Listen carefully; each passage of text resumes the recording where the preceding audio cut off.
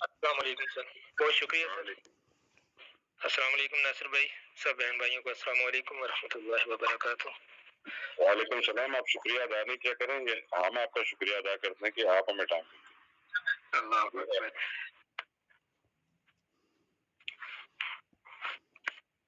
اللہ قبول فرمائے ہم سب سے۔ جی سورہ نصر آج ہم تلاوت کریں گے اور اس کا لفظی اور با محاورہ ترجمہ، اور اس کے بعد انشاءاللہ مختصر تشریح یا تفسیر وہ بیان کی جائے گی۔ اعوذ باللہ من الشیطان الرجیم۔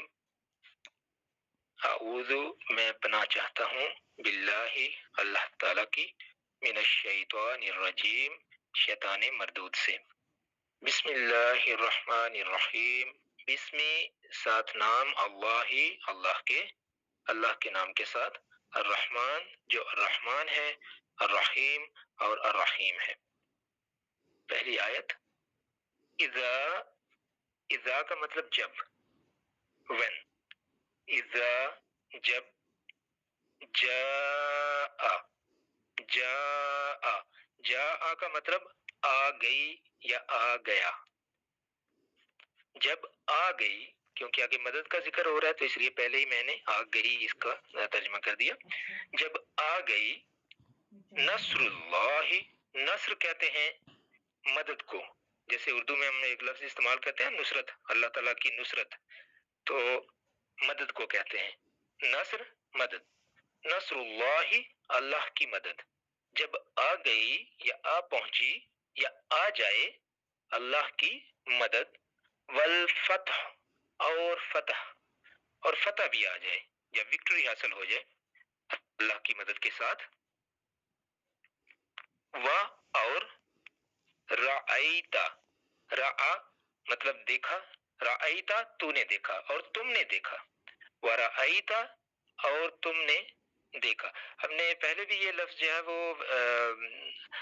پڑھا ہے سورہ الماعون میں، ارأیت الذی یکذب بالدین، کیا تم نے دیکھا اس شخص کو جو قیامت کے دن کو جھٹلاتا ہے۔ تو رعا کا مطلب دیکھنا، رائی۔ تو اسی سے ایک لفظ ہم نے اور دیکھا تھا کہ رؤیا یا رؤیت، جیسے چاند کو دیکھتے ہیں، یا رؤیا جو خواب دیکھا جاتا ہے، تو رؤیا مطلب کسی چیز کو دیکھنا۔ تو یہ ماضی بن گیا، ورأیتا اور تم نے دیکھ لیا، الناس لوگوں کو، ورأیت الناس اور تم نے دیکھ لیا یا آپ دیکھیں لوگوں کو، یدخلون، یدخلون داخل، دال خا اور لام، اور کیونکہ یہ جمع کے لیے ہے تو دخل، جو آگے واو اور نون لگا دیں گے تو یہ جمع بن گیا، یدخلون وہ داخل ہو رہے ہیں، یدخلون وہ داخل ہو رہے ہیں، فی میں، دینی دین، اللہ اللہ کے، وہ اللہ کے دین میں داخل ہو رہے ہیں، افواجا فوج در فوج، افواج مطلب فوجوں کی فوجیں، بہت بڑے بڑے گروہوں میں، ورأیت الناس اور تم دیکھو لوگوں کو، یدخلون کہ وہ داخل ہو رہے ہیں، فی دین اللہ اللہ تعالیٰ کے دین میں، افواجا فوج در فوج یا گروہ در گروہ۔ تو اس وقت کیا کرنا ہے، پس سبح، سبح جیسے ہم کہتے ہیں تسبیح کرنا، تو سبح تو تسبیح کرو، پاکی بیان کرو۔ تسبیح کیا ہے؟ پاکی بیان کرنا، جیسے ہم کہتے ہیں سبحان اللہ، اللہ تعالیٰ کی پاکی بیان کرنا۔ پس سبح تسبیح کیجئے، بھی ساتھ حمدی، حمد تعریف، تعریف کے ساتھ، تو تسبیح کیجئے تعریف کے ساتھ، جیسے ہم کہتے ہیں سبحان اللہ والحمد للہ، تو اس میں جو پہلا حصہ ہے وہ تسبیح کا ہے اور دوسرا جو ہے وہ حمد یعنی اللہ تعالیٰ کی تعریف کا ہے۔ تو تسبیح کیجئے بحمد، حمد کے ساتھ، ربی کا اپنے رب کی، یعنی تمہارے رب کی، تمہارے رب کی، اردو میں ہم پاکستان میں اس طرح سے بولتے ہیں کہ اپنے رب کی، بحمد ربی کا اپنے رب کی حمد کے ساتھ۔ تو جو ہمارے بہن بھائی ہندوستان سے ہیں وہ اس کو زیادہ تر لوگ وہاں پر اس طرح سے بولتے ہیں، فسبح پس تسبیح بیان کیجئے، بحمد ساتھ حمد کے، ربی کا تمہارے رب کی۔ تو یہ تھوڑا سا بولنے کا جو ہے نا وہ فرق ہے۔ وستغفر، وستغفر اور استغفار کیجئے ہو اس سے، استغفار کیجئے اس سے یعنی معافی مانگیے اس سے. انہو، ان بے شک، ہو وہ، انہو بے شک وہ، کانا ہے، توابا، توابا کہتے ہیں توبہ قبول کرنے والے کو، توابا توبہ قبول کرنے والا، تواب اور توابا دونوں کا مطلب توبہ قبول کرنے والا، بے شک وہ توبہ قبول فرمانے والا ہے. میں دوبارہ سے اس کا لفظی ترجمہ پہلے پڑھتا ہوں اور اس کے بعد پھر با محاورہ ترجمہ پڑھوں گا ایک فلو کے ساتھ. بسم اللہ الرحمن الرحیم. اذا جب، جاء آ گئی، نصر اللہ مدد اللہ کی، والفتح اور فتح، ورأیت الناس اور دیکھ لیا تم نے لوگوں کو یا دیکھ لو تم لوگوں کو، یدخلون وہ داخل ہو رہے ہیں، فی دین اللہ اللہ کے دین میں، افواجا جوک در جوک یا گروہ در گروہ یا فوج کی فوج، بڑے بڑے گروپوں میں. فسبح تو تسبیح بیان کیجئے، پس کو ہم اردو میں تو بھی کہہ سکتے ہیں، تو تسبیح بیان کیجئے، بحمد ساتھ حمد کے تعریف کے، ربی کا اپنے رب کی، تو اپنے رب کی تعریف کے ساتھ اس کی اپنے رب کی پاکی کے ساتھ اس کی تعریف کے ساتھ اس کی پاکی بیان کیجئے. واستغفرہ اور اس سے استغفار کیجئے، انہو بے شک وہ، کانا ہے، توابا توبہ قبول کرنے والا. اب میں اس کا با محاورہ ترجمہ ایک فلو میں پڑھوں گا. جب اللہ کی مدد آ پہنچے اور فتح حاصل ہو جائے اور تم دیکھو کہ لوگ جوک در جوک یا گروہ در گروہ اللہ کے دین میں داخل ہو رہے ہیں، تو اس وقت اپنے رب کی تسبیح اس کی حمد کے ساتھ بیان کیجئے اور اس سے استغفار کیجئے، بے شک وہ توبہ قبول فرمانے والا ہے. جی تو یہ سورہ جو ہے یہ فتح مکہ کا جو دور ہے یہ اس وقت کی سورہ ہے. تو اس سورہ کے دو امپورٹنٹ پہلو ہیں، بہت امپورٹنٹ، جن کی طرف ہمیں خصوصی طور پر دیکھنا ہے. ایک تو یہ کہ اس سورہ کے اندر یہ خوشخبری دی گئی رسول اللہ صلی اللہ علیہ وآلہ وسلم کو کہ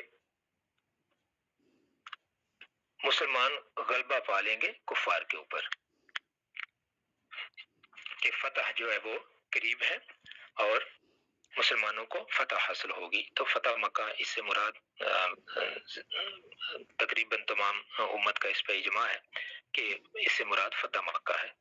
اور جب یہ فتح حاصل ہو جائے گی تو کیا ہوگا کہ لوگ گروپوں کے گروپ سارے جزیرہ عرب سے آ کے تو دین اسلام میں داخل ہو جائیں گے. تو ایک تو اس میں یہ چیز ہے. اور جب یہ سارا کچھ ہو جائے تو رسول اللہ صلی اللہ علیہ وآلہ وسلم کو یہ فرمایا گیا کہ اس وقت سب نے کیا کرنا ہے کہ اللہ تعالیٰ کی حمد اور ثنا بیان کرنی ہے، اس کی تسبیح و تحلیل کرنی ہے اور اللہ تعالیٰ سے بخشش طلب کرنی ہے. اور دوسرا پہلو یہ ہے کہ یہ سورج جو ہے یہ دین اسلام اور اس نظام اور اس نظریہ حیات کا جو حقیقی مزاج ہے کہ مطلب کس لیے ہے اسلام، اس کو واضح کرتی ہے کہ اسلامی نظریہ زندگی کا جو ہے وہ انسانیت کو آزادی، رفعت اور کرامت اور خلوص عطا کرتا ہے اور ایک روشن مستقبل اور ایک بلند مقام انسانیت کو عطا کرنا چاہتا ہے. وہ ایسا مقام کہ جس پر اس سے پہلے، اسلام سے پہلے انسانیت کبھی نہیں پہنچی تھی اور نہ کبھی بعد میں پہنچ سکے گی اس نظریے کو چھوڑ کر. تو جب بھی انسانیت نے کوئی معراج حاصل کرنی ہے تو اسی نظریے کے مطابق چل کے ہی انسانیت اپنی معراج حاصل کرے گی، اور انسانیت کو رفعت یا بلندی صرف اسی نظریے کے تحت ہو سکے گی کہ اگر وہ اسلامی دعوت اور اسلام کا جو نظام ہے اس کے مطابق اپنی زندگیوں کو ڈال لیتے ہیں. تو اب یہ دو چیزیں جو ہیں یہ اس سورہ کے اندر یہ جو اس کے مضامین ہیں ان کی طرف خاص طور پر دیکھنے کی ضرورت ہے. اور دوسری چیز اس میں یہ ہے کہ یہ سورہ جو ہے یہ ایک طرف تو مسلمانوں کے لیے خوشخبری لے کے آئی، لیکن ساتھ ہی مسلمانوں کے لیے ایک فکر مندی اور بہت زیادہ جس جیسے ہم کہہ سکتے ہیں کہ ایک دکھ کا بھی یہ پیغام لے کے آئی کہ جب یہ سورہ نازل ہو گئی تو رسول اللہ صلی اللہ علیہ وآلہ وسلم نے یہ سمجھ لیا کہ اب وقت میرے پاس بہت تھوڑا رہ گیا اس دنیا کے اندر. تو فتح مکہ کے بعد لیکن 2 سال کے بعد رسول اللہ صلی اللہ علیہ وآلہ وسلم اس دنیا سے تشریف لے گئے.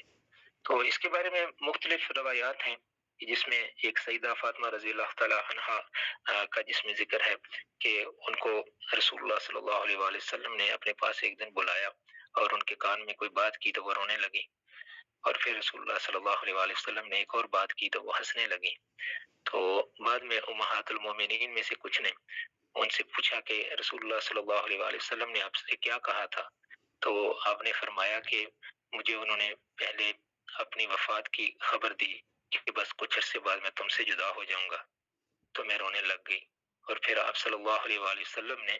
دوسری دفعہ مجھے یہ فرمایا کہ فاطمہ پریشان نہ ہو، جنت میں سب سے پہلے تم ہی مجھ سے ملاقات کرو گی اور تم جنت کی عورتوں کی سردار ہو سوائے ایک خاتون کے، اور وہ خاتون ہے سیدہ مریم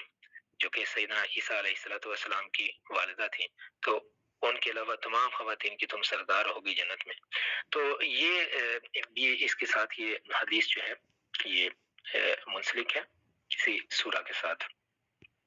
اچھا، اب اس کی جب ہم تفسیر کی طرف آتے ہیں، وقت میں تھوڑا ہے، بس 10 منٹ میں انشاءاللہ کوشش کروں گا کمپلیٹ کروں. تو اس میں دیکھیں ایک تو خوشخبری دے دی گئی، اللہ تبارک و تعالیٰ نے فرما دیا کہ جب آ جائے اللہ کی مدد اور فتح حاصل ہو جائے. اس سے ہمیں بہت بڑا سبق ایک تو یہ کہ اللہ تبارک و تعالیٰ کی کہی ہوئی ہر بات سچی ہے اور ہر بات کو مسلمانوں نے دیکھا کہ وہ سچی ہو رہی ہے، اور جو چیزیں بعد کے زمانوں کے لیے بھی فرمائی گئی وہ بھی سچی ہو کے رہیں گی، کچھ ہو گئی کچھ ہو جائیں گی. تو اللہ تبارک و تعالیٰ کی بات سچی ہے. تو دوسرا یہ کہ جو فتح مسلمانوں کو ملی، اللہ تبارک و تعالیٰ نے فرمایا کہ اس فتح میں جو مین چیز ہے وہ اللہ تبارک و تعالیٰ کی مدد ہے. مسلمانوں کو جو بھی خوشی ملتی ہے، مسلمانوں کو جو بھی کسی بھی معاملے میں کامیابی ملتی ہے تو یہ اللہ تعالیٰ کی نصرت کے ساتھ ہے. یہ چیز ہمیں اپنے دل کے اندر بٹھا لینی چاہیے، پکی بٹھا لینی چاہیے کہ ہمیں کوئی خوشی ملتی ہے، کوئی فتح ملتی ہے، کوئی ہمیں اچیومنٹ ہے ہماری، تو وہ ساری کی ساری اللہ تبارک و تعالیٰ کی طرف سے ہے. اچھا، دوسری آیت میں یہ فرمایا گیا کہ جب یہ فتح حاصل ہو جائے گی تو تم دیکھو گے کہ لوگ جوک در جوک یا گروہ کے گروہ دین اسلام میں داخل ہونا شروع ہو جائیں گے. اب عربوں میں بہت سے قبائل ایسے تھے، خاص طور پر جو بدو تھے، دور دور کے علاقوں کے رہنے والے. تو اگر ہم دیکھیں نقشہ جو مطلب آج موجودہ سعودی عرب جو ہے تو بہت بڑا ملک ہے. تو اس میں اس دور میں کہ جب آمد و رفت کے ذرائع بھی بڑے محدود تھے تو ایک علاقے سے دوسرے علاقے کی طرف سفر کرنا بہت وقت لگتا تھا. تو جو دور دراز کے لوگ تھے ان میں سے بہت سے قبائل اس چیز کا انتظار کر رہے تھے. وہ کہہ رہے تھے کہ دیکھتے ہیں ان دونوں کے درمیان جو معاملہ ہو رہا ہے مسلمانوں کے اور کفار کے، ان میں سے جو سچا ہوگا آخر کار فتح اس کی ہوگی. تو جب انہوں نے یہ دیکھ لیا کہ رسول اللہ صلی اللہ علیہ وآلہ وسلم نے ایک تھوڑے سے عرصے میں کفار کے اوپر غلبہ پا لیا ہے تو انہوں نے کہا کہ یہ سچے نبی ہیں اللہ تعالیٰ کے. تو لوگ پھر جماعتوں کی جماعتیں آتی تھیں اور آ کے تو رسول اللہ صلی اللہ علیہ وآلہ وسلم کے پاس آ کے تو انہوں نے اسلام قبول کرنا شروع کر دیا. تو اللہ تبارک و تعالیٰ نے اس چیز کی طرف اشارہ فرمایا تھا کہ جب فتح حاصل ہو جائے گی تو تم دیکھو گے کہ لوگ گروہ در گروہ آئیں گے اور آ کے تو دین اسلام میں داخل ہو جائیں گے. اچھا، اس سے جو اگلی آخری آیت ہے وہ آیت اس حوالے سے بہت امپورٹنٹ ہے ہماری زندگی کو ایک خاص ڈائریکشن دینے کے لیے کہ ہماری سوچ کیسی ہونی چاہیے. اب دیکھیں جب انسان کو کوئی کامیابی ملتی ہے تو ایک فطری چیز ہے، یہ ہم عام انسانوں کے لیے ایک فطری چیز ہے کہ انسان کے ذہن میں کوئی تھوڑا سا فخر آتا ہے کہ ہاں دیکھو نا میں نے کام کیا اور اس سے یہ ہو گیا. تو انسان اس کو بیان کرتا ہے کہ یہ دیکھو ہم نے جنگ لڑی، ہم نے یہ کیا، ہم نے اتنی محنت کی اور اس کے نتیجے میں یہ سارا کچھ ہو گیا. تو اللہ تبارک و تعالیٰ، اور یہ معاملہ جو ہے یہ بڑا نازک ہوتا ہے انسانوں کے لیے، ہم انسانوں کے لیے. وہ کیوں نازک ہوتا ہے کہ کہیں پر خدا نخواستہ کوئی تکبر یا کوئی فخر کا جو ایلیمنٹ ہے وہ انسان کے اندر نہ آ جائے. کہیں انسان اپنی اس کامیابی کو جو انسان کو ملی ہے کہیں اس کو اپنے کھاتے میں نہ ڈال دے کہ یہ میری وجہ سے ہوئی ہے. تو اللہ تبارک و تعالیٰ اس چیز سے ہمیں خبردار کر رہے ہیں. تو انسانی نفسیات، کیونکہ وہ مالک ہے، وہ خالق ہے ہمارا، اس نے پیدا کیا، اسے پتہ ہے کہ میری یہ مشین جو ہے نا یہ کس طرح کام کرتی ہے. تو اس کو اس کی ساری چیزوں کا پتہ ہے، اس کے ہارڈ ویئر کا بھی، اس کے سافٹ ویئر کا بھی، تو اس کو پتا تھا کہ یہ کس طرح کی سوچ انسان رکھتا ہے، تو اس نے آئندہ کے آنے والے تمام زمانوں کے لیے ایک سبق اللہ تبارک و تعالیٰ نے دے دیا اپنے نبی صلی اللہ علیہ وآلہ وسلم کے ذریعے کہ یہ جتنی بھی تم لوگوں کو یہ فتح حاصل ہو رہی ہے، یہ سارا کچھ میری مدد کے ساتھ ہے، تو جب میری مدد آ جائے اور تمہیں یہ خوشی مل جائے تو پھر تم لوگوں نے کیا کرنا ہے، فسبح بحمد ربک، تو اپنے رب کی تسبیح کرنی ہے اس کی حمد کے ساتھ ساتھ، اور پھر تیسرا کام کیا کرنا ہے، اس سے استغفار کرنی ہے کہ اے اللہ ہم سے کوئی اگر بھول چوک ہو گئی ہو، ہم سے کوئی کسی قسم کا کوئی چھوٹی موٹی اس میں کمی کوتاہی ہو گئی ہو تو یا اللہ ہمیں معاف فرمانا۔ تو اس چیز کا جو ہے وہ اللہ تبارک و تعالیٰ نے اس کا ذکر یہاں فرما دیا، اور امت کے لیے ایک بہت بڑا سبق اور امت کو ایک بہت جو راستے کی جو مطلب جسے ہم کہتے ہیں سیدھ ہے، وہ اللہ تبارک و تعالیٰ نے ہمیں دے دی کہ جب بھی تمہیں کوئی کسی طرح کی بھی کوئی کامیابی نصیب ہو تو یہ تمہارے ذہن میں رہے کہ یہ کامیابی صرف اور صرف اللہ تبارک و تعالیٰ کی طرف سے ہے۔ تو اب یہ اشارہ اور اس کے نتیجے میں پیدا ہونے والے جو کی فکر ہے، اس کی روشنی میں ہم یہ چیز اچھے طریقے سے اپنے دلوں کے اندر بٹھا لیں کہ یہ جتنی کامیابیاں ہمیں ملتی ہیں وہ ساری اللہ تبارک و تعالیٰ کی طرف سے ہوتی ہیں۔ اب استغفار کس لیے کہ انسان کے دلوں کے اندر جو مطلب ایسے نفسیاتی عوامل جو بہت آہستہ سے انسان کے دل میں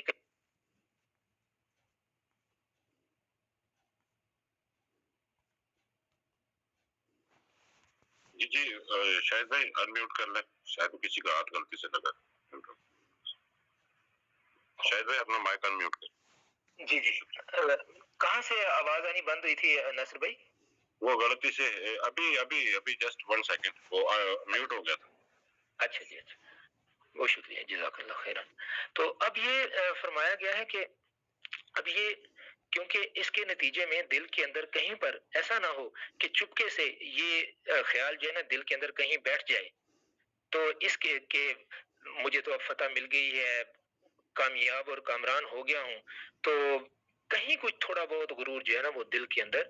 چپک نہ جائے، کہیں پر بیٹھ نہ جائے کسی کونے خدرے میں، کیونکہ شیطان ہر وقت انسان کے یہ جو نازک لمحات ہے نا ان کی ٹو میں رہتا ہے، ان کی تلاش میں رہتا ہے کہ بس کسی وقت جا کے انسان کو یہ جا کے تو کہیں نہ کہیں سے اس کے اوپر اٹیک کر دے۔ تو اللہ تعالیٰ نے یہ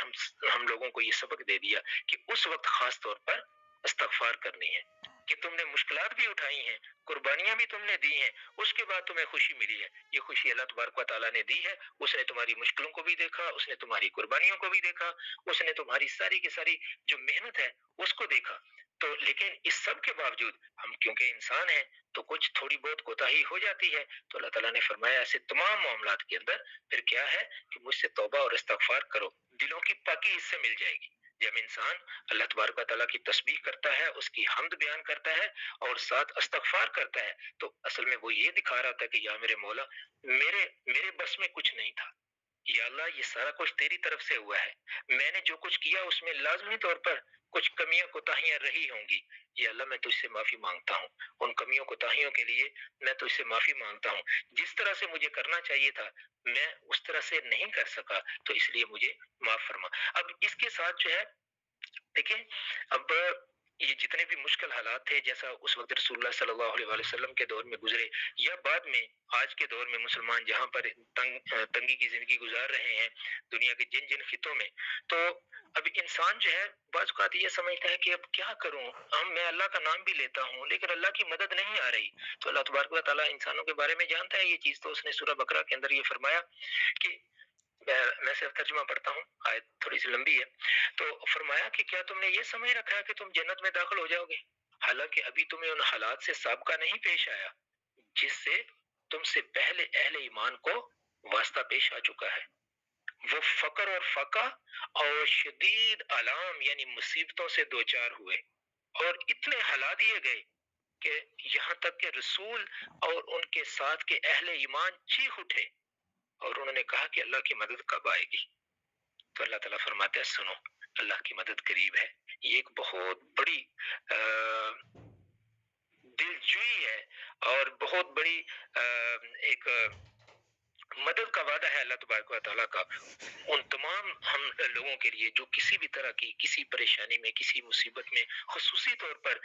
دین کی وجہ سے جن کو تنگ کیا جا رہا ہے، جیسا ہم دیکھتے ہیں کشمیر کے اندر جو کچھ کیا جا رہا ہے، برما کے اندر جو کچھ کیا جا رہا ہے، اور دنیا کے باقی خطوں میں فلسطین میں جو کچھ کیا جا رہا ہے، ہندوستان کے اندر جس طریقے سے کیا جا رہا ہے، تو یہ ساری چیزیں جو ہیں یہ مسلمانوں کو جس طرح سے تنگ کیا جا رہا ہے، ایمان والوں کو تنگ کیا جا رہا ہے، تو اللہ تعالیٰ سارا کچھ دیکھ رہا ہے، تو اس کا وعدہ ہے کہ میری مدد قریب ہے، بس مسلمانوں کو صبر کرنا ہے۔ تو استغفار کا حکم اس لیے بھی دیا گیا ہے کہ اللہ تعالیٰ کی حمد و ثنا بیان کرنے میں بھی انسان سے